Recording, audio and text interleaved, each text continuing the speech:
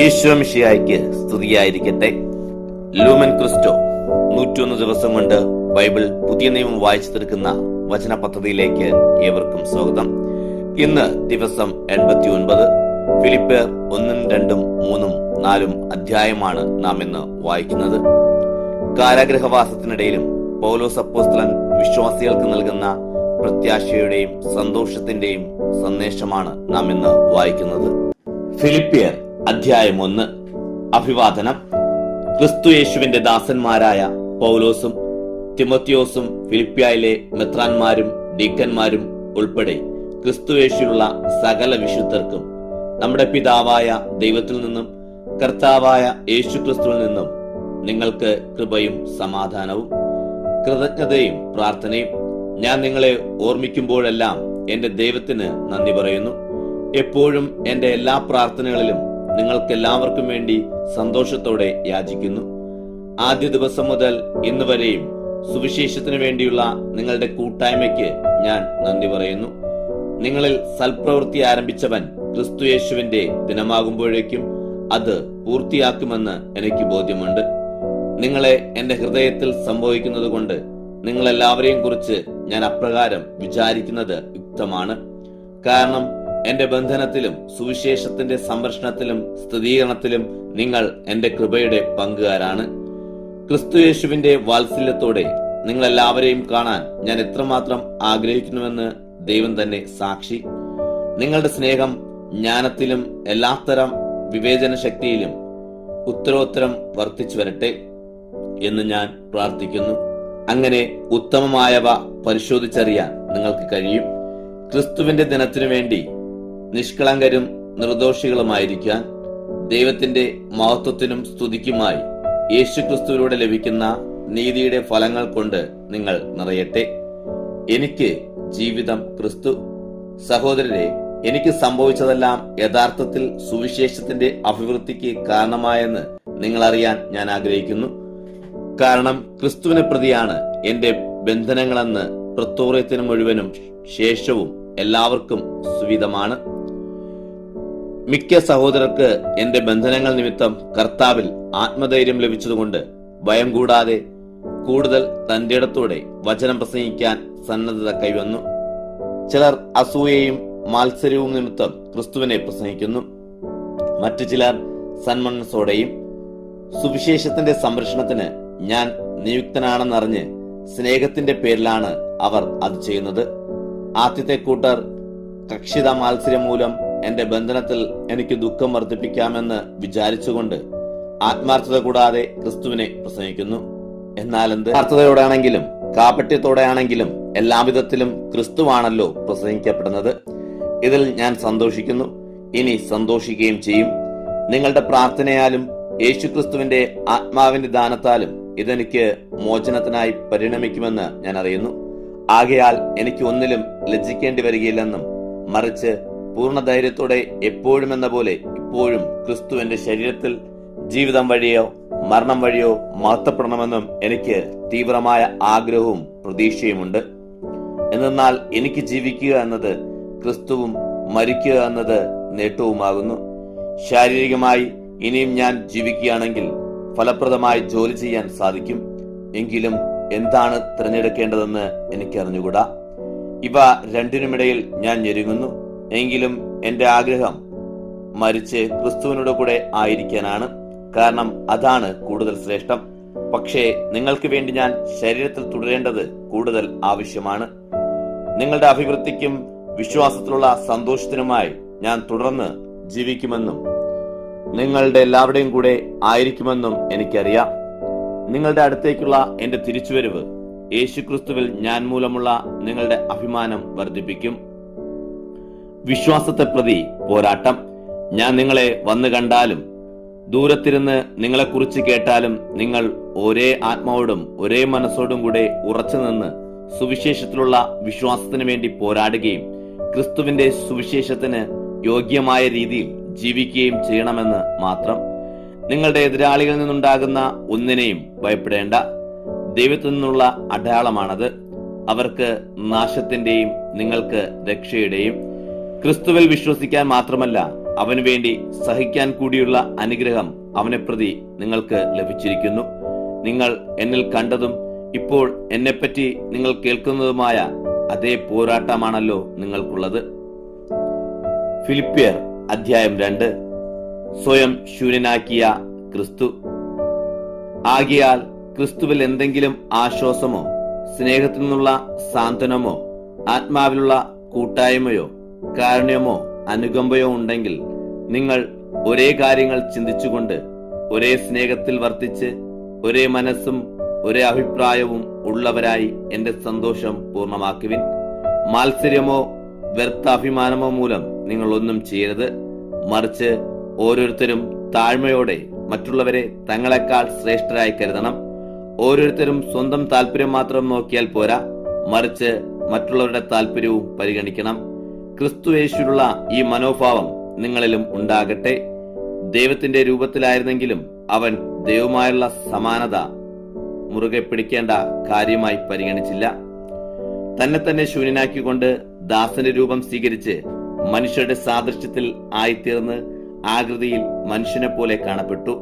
മരണം വരെ, അതെ, കുരിശുമരണം വരെ. അനുസരണമുള്ളവനായി തന്നെ താഴ്ത്തി. ആകയാൽ ദൈവം അവനെ അത്യധികം ഉയർത്തി, എല്ലാ നാമങ്ങൾക്കും ഉപരിയായ നാമം അവന് നൽകുകയും ചെയ്തു.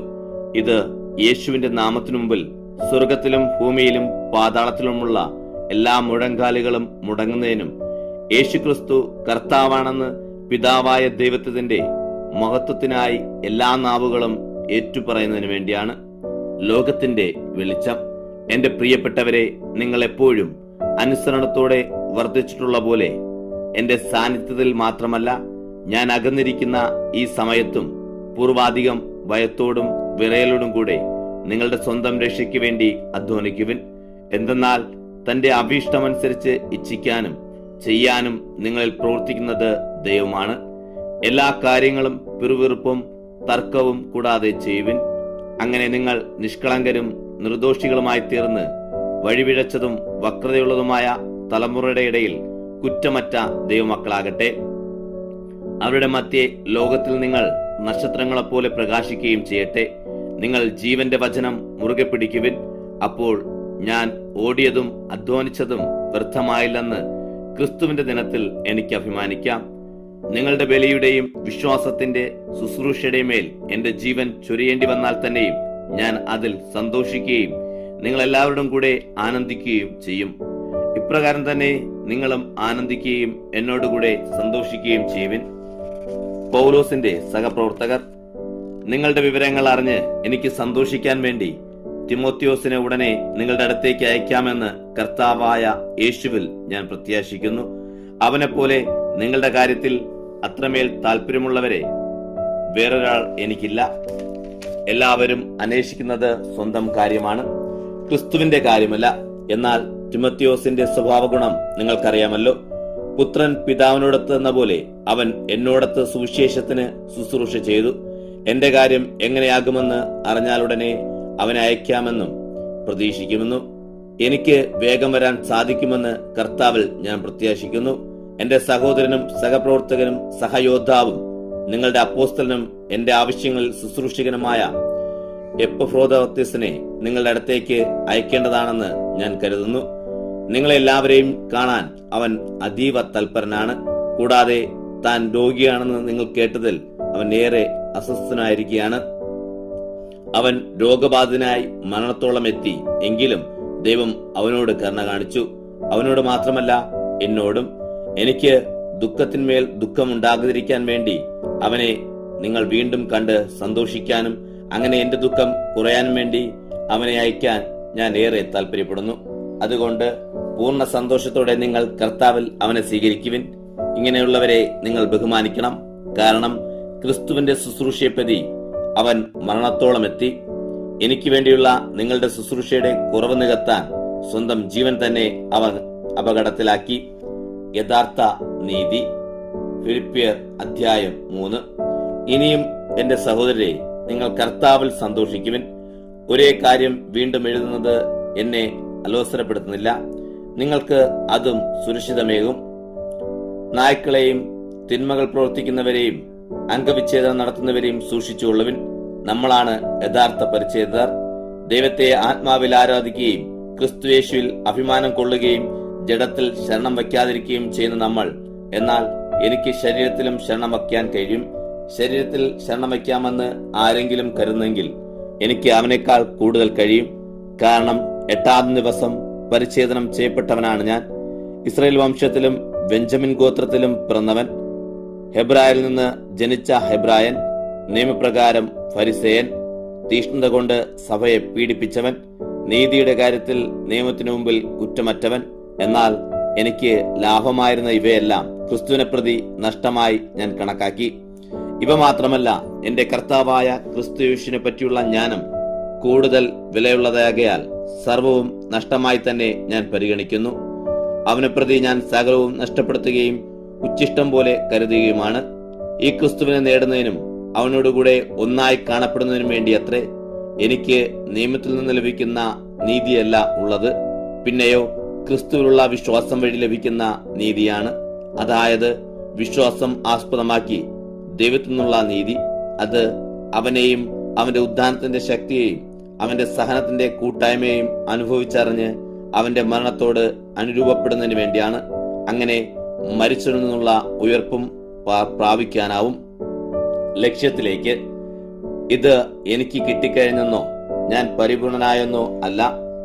ഇത് സ്വന്തമാക്കാൻ വേണ്ടി ഞാൻ തീവ്രമായി പരിശ്രമിക്കുകയാണ്. എന്തെന്നാൽ ക്രിസ്തു യേശു എന്നെ സ്വന്തമാക്കിയിരിക്കുന്നു. സഹോദരരെ, ഞാൻ തന്നെ ഇനിയും ഇത് സ്വന്തമാക്കിയെന്ന് കരുതുന്നില്ല.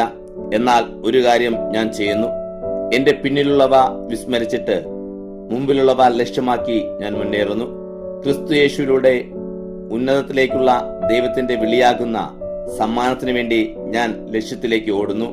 അതിനാൽ നമ്മിൽ പൂർണ്ണത പ്രാപിച്ചവർ ഇങ്ങനെ തന്നെ ആഗ്രഹിക്കട്ടെ.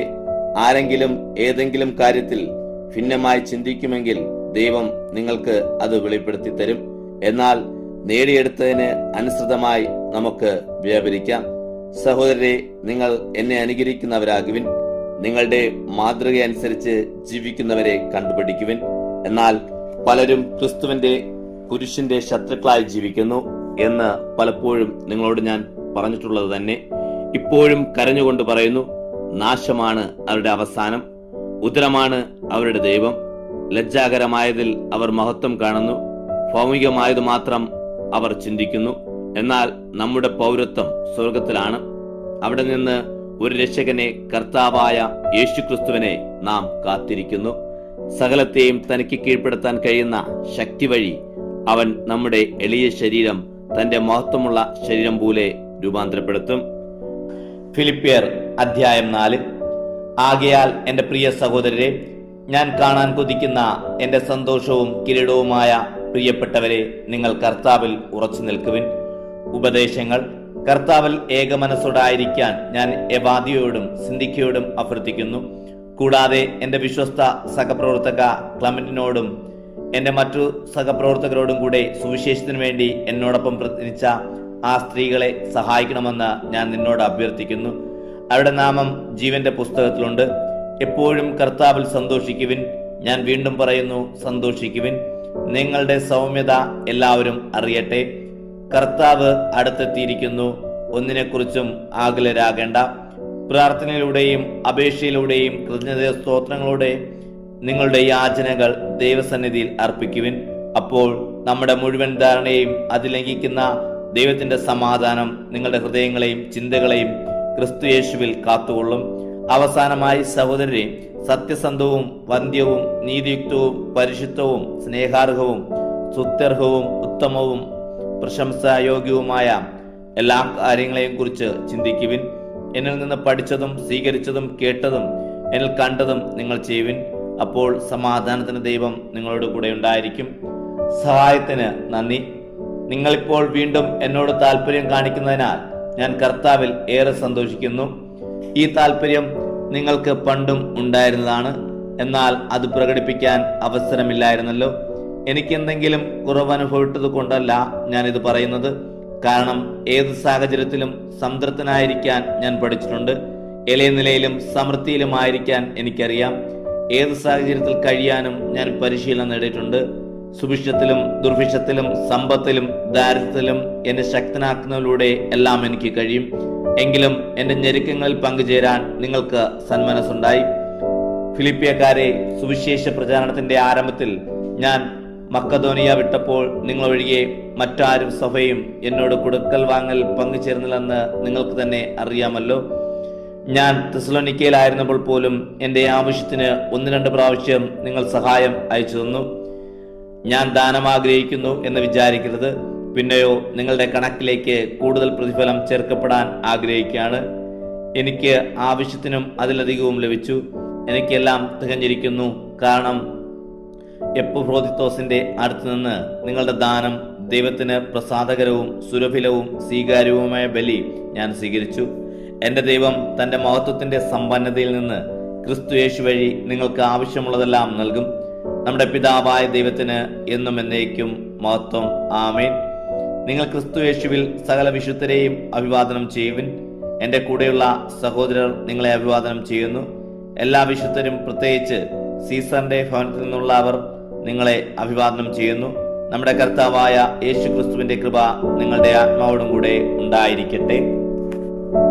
ഇന്നത്തെ വായന ഇവിടെ അവസാനിക്കുമ്പോൾ സാഹചര്യങ്ങൾ എന്തു തന്നെയായാലും ക്രിസ്തു നൽകുന്ന ബലത്തിൽ സന്തോഷത്തോടെയും താഴ്മയോടെയും മുൻപോട്ട് പോവുക. ദൈവത്തിന് മഹത്വം.